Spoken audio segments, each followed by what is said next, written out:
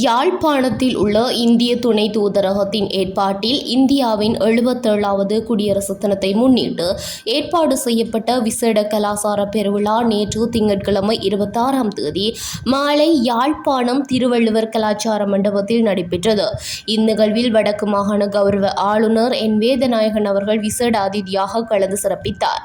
யாழ்ப்பாணத்துக்கான இந்திய துணை தூதுவர் ஸ்ரீ சாய் முரளி அவர்களின் அழைப்பின் பேரில் நடைபெற்ற இந்த மாலை நேர நிகழ்வில் கலாசாரத்தை பிரதிபலிக்கும் வகையிலான வண்ணமயமான கலை நிகழ்ச்சிகள் அரங்கேறின.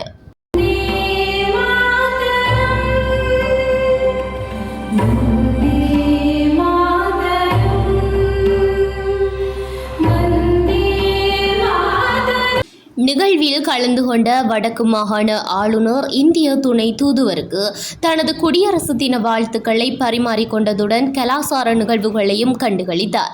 இந்நிகழ்வில் வடக்கு மாகாணத்தைச் சேர்ந்த கௌரவ நாடாளுமன்ற உறுப்பினர்கள், முன்னாள் நாடாளுமன்ற மற்றும் மாகாண சபை உறுப்பினர்கள், வடக்கு மாகாண அமைச்சின் செயலாளர்கள், திணைக்கள தலைவர்கள், மத தலைவர்கள், சிவில் சமூக பிரதிநிதிகள், வர்த்தக பிரமுகர்கள், ஊடகவியலாளர்கள் மற்றும் இந்திய துணை தூதரக அதிகாரிகள் என பலரும் கலந்து கொண்டனர்.